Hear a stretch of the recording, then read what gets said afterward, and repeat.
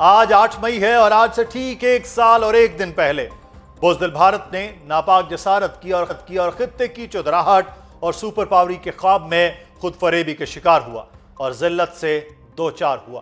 بھارت ایک بار پھر بھول گیا کہ رات جب سرحدوں پر بارود بولتا ہے تو صرف ہتھیار نہیں لڑتے، قوموں کے حوصلے لڑتے ہیں، قیادت کا اعصاب لڑتا ہے اور وہ تربیت، وہ ایمان، وہ نظم و ضبط لڑتا ہے جو برسوں کی محنت سے بنتا ہے۔ بھارت نے شاید یہ سمجھا تھا کہ چند میزائل، چند فضائی حملے پاکستان کو خوف زدہ کر دیں گے، لیکن وہ یہ بھول گیا کہ یہ وہ قوم ہے جو ہر جارحیت کے بعد پہلے سے زیادہ متحد ہو جاتی ہے۔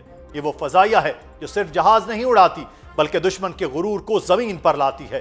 6 اور 7 مئی کی درمیانی رات جب بہاولپور، مرید کے اور دیگر مقامات کو نشانہ بنایا گیا تو بھارت کو شاید یقین تھا کہ جواب روایتی ہوگا، محدود ہوگا، محتاط ہوگا، مگر اسے اندازہ نہیں تھا کہ پاکستان نے صرف دفاع نہیں کرنا بلکہ جنگ کے پورے بیانیے کا رخ موڑ دینا ہے۔ اسی لمحے پاکستان ایئر فورس کے آپریشن روم میں ایک خاموش مگر فیصلہ کن جنگ جاری تھی۔ ہر سکرین پر نظریں جمائے، ہر لمحے کی مانیٹرنگ کرتے ہوئے air chief marshal Zaheer Ahmed Babar Sidhu خود موجود تھے، جبکہ فیلڈ مارشل سید عاصم منیر مارکہ حق کے دوران مسلسل تمام آپریشنز کی بذات خود نگرانی کرتے رہے۔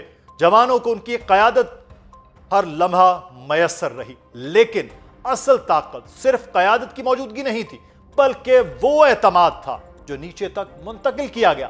فیلڈ کمانڈز کو اختیار دیا گیا، فیصلہ سازی کو رفتار دی گئی اور ایک ایسی ملٹی ڈومین حکمت عملی ترتیب دی گئی جس نے دشمن کو سنبھلنے کا موقع ہی نہ دیا۔ فضا میں درجنوں نہیں، سینکڑوں کلومیٹر دور سے چلنے والی آنکھیں سرگرم تھیں۔ Radar, electronic warfare, missile lock, data links اور پھر ایک ایک کر کے بھارتی فضائیہ کے غرور کی علامتیں گرتی چلی گئیں۔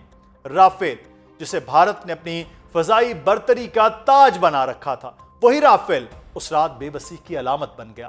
میگ 29، سخوئی 30، ہیرون ڈرون، سب اس حقیقت کے گواہ بنے کہ جنگ صرف مہنگے ہتھیار نہیں جیتتے، جنگ اعصاب، حکمت عملی اور تربیت جیتتی ہے۔ سب سے حیران کن بات یہ نہیں تھی کہ بھارتی طیارے مار گرائے گئے، بلکہ یہ تھی کہ دشمن پاکستانی طیاروں پر ایک مؤثر وار بھی نہ کر سکا۔ انہیں لاک ہی نہیں ملا، انہیں موقع ہی نہیں ملا۔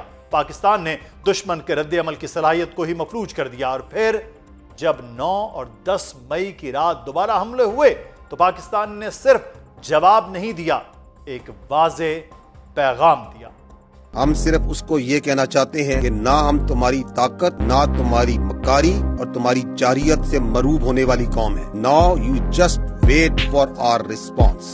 یہ صرف ایک آپریشن نہیں تھا، یہ اعلان تھا۔ پاکستان جنگ نہیں چاہتا، لیکن اگر جنگ مسلط کی گئی تو جواب محدود نہیں ہوگا۔ پاکستان نے صرف ان اڈوں کو نشانہ بنایا جہاں سے حملے کیے جا رہے تھے۔ یہ طاقت بھی تھی اور ذمہ داری بھی، یہ صلاحیت بھی تھی اور نظم بھی۔ فضا سے پاک فضائیہ متحرک تھی، زمین سے فتح 1 میزائل گرج رہے تھے اور دوسری طرف بھارتی فضائیہ، جسے خطے کی ناقابل شکست قوت سمجھا جاتا تھا، اپنے طیارے فضا میں بھیجنے سے گریز کر رہی تھی۔ یہ صرف عسکری کامیابی نہیں تھی، یہ نفسیاتی برتری تھی، وہ برتری جو میدان جنگ سے پہلے دشمن کے ذہن میں قائم ہوتی ہے۔ آج اگر دنیا پاکستان ایئر فورس کی حکمت عملی کا اعتراف کر رہی ہے، اگر عالمی دفاعی ماہرین اس مارکے کا تجزیہ کر رہے ہیں، تو اس کی وجہ صرف میزائلوں کی رینج نہیں بلکہ وہ نظم، وہ مہارت اور وہ اعتماد ہے جو پاکستان کے دفاعی اداروں نے اس بحران میں دکھایا۔ اور شاید بھارت کے لیے سب سے تکلیف دہ حقیقت یہی ہے کہ وہ بیانیہ جو برسوں سے علاقائی برتری کے نام پر تعمیر کیا گیا تھا، چند راتوں میں بکھرتا دکھائی دیا۔ ناظرین، مارکہ حق نے صرف پاکستان کے موقف کو عالمی سطح پر مضبوط کیا بلکہ بھارت کے پاکستان مخالف بیانیے کو بھی شدید دھچکا پہنچایا۔ اس صورتحال نے دنیا پر واضح کیا کہ پاکستان دہشت گردی کا مرتکب نہیں بلکہ بھارتی سرپرستی میں ہونے والی دہشت گردی کا شکار ہے۔ مارکہ حق کی کامیابی کے بعد بھارت میں فوجی قیادت کی سیاست زدہ اور سیاسی قیادت کی عسکریت پسندانہ سوچ مزید واضح ہو گئی ہے۔ بھارت کی جانب سے अंदरूनी मसाइल को बैरूनी और बैरूनी मसाइल को अंदरूनी बनाने की कोशिशों और दहशतगर्दी को बतौर रियासती हथियार इस्तेमाल करने का रुझान का आलमी सतह पर एतराफ हुआ। भारतीय मीडिया का हकीकी चेहरा और इसके गुमराह कुन सहाफत भी बेनकाब हुई। मार्क हक ने पाकिस्तान की जदीद जंगी हिकमत अमली, दिफाई सिफारती सलाहियत, पाकिस्तान के अवाम, हुकूमत और अफवाज के दरमियान मजबूत इत्तेहाद को नुमाया किया।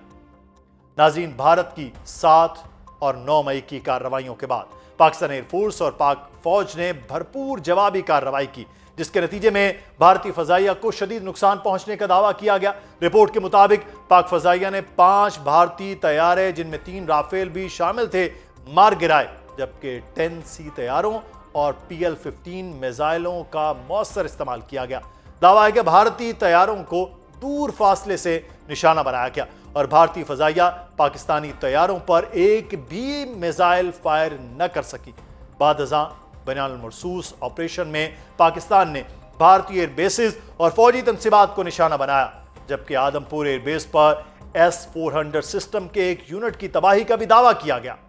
नाज़रीन, अफवाज पाकिस्तान तब भी तैयार थी, आज भी तैयार है, बल्कि अब तैयारी पहले से भी ज्यादा है। अगस्त इंशाल्लाह जो इस बार 14 अगस्त पे एक अजीमुल शान इस पे परेड हो, जिसमें हम इस पावर पोटेंशियल का अगेन एक बहुत छोटा सा आवाम के सामने फिजिकली भी दिखाएंगे। मकसद ये है बाद में ये ना कहें कि हमें बताया नहीं था। अभी हम बात करेंगे, हमारे साथ मौजूद हैं खालिद चिश्ती साहब, एयर कमोडोर रिटायर्ड, और ब्रिगेडियर रिटायर्ड हारिस नवाज साहब। दोनों अहबाब का शुक्रिया अदा करते हैं। सबसे पहले चिश्ती साहब, आपसे आगाज़ करते हैं। 6 और 7 की दरमियानी रात अगर हम बात करें तो भारत ने हमला करके ख़ुद को सुपर पावर और ख़ित्ते का चौधरी जो है वो डिक्लेयर करने की कोशिश की थी।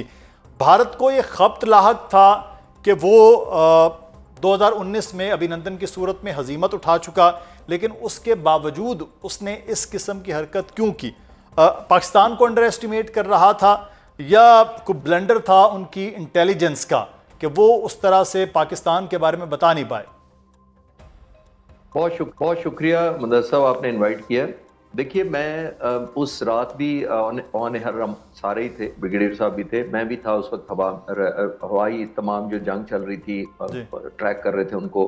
अल्हम्दुलिल्लाह मेरे लिए खुशकिस्मती थी कि मुझे ही बताया गया था, शेयर की गई थी खबर, मैंने मीडिया से शेयर किया था डिटेल्स। उससे मुझे फिर पता लगा कि इंडियन डिज़ाइन क्या था। इंडियन डिज़ाइन ये था कि तकरीबन 85 के करीब जहाज़ आहिस्ता आहिस्ता हवा में रवाना हुए, पाकिस्तान की तरफ आ रहे थे। फ्रंट पे राफेल थे सारे के सारे। उनका प्लान 2 एक ऑब्जेक्टिव हासिल करना था। फ्रंट पे जो राफेल थे उनके पास स्टॉर्म शैडो एक मिसाइल लगा हुआ था जो स्टैंड ऑफ होता है। पहले उनका प्लान ये था कि वो अंदर आके कुछ बावलपुर और मरीद और इन जगहों पर टारगेट करेंगे, वीडियो बनाएंगे जाहिर है उसकी, और उसके बाद कुछ जहाज पाकिस्तानी फाइटर जहाज जो कंटेस्ट करेंगे, उनको पकड़ने के लिए जाएंगे, उनको शूट करेंगे। तो वापस जाकर वो चाह रहे थे कि एक ऐसी वॉर ट्रॉफी अपने लोगों को दिखाई जाए कि पाकिस्तान दहशतगर्दी में मुलविस था, हमने सबक सिखा दिया है, और ऐसी वॉर ट्रॉफी जो प्राइम मिनिस्टर मोदी आने वाले इलेक्शन नहीं, आने वाले शायद दहाइयों तक इस्तेमाल करते हैं कि हमने सबक सिखा दिया। तो आई थिंक इनिशियल प्लान तो उनका ये था।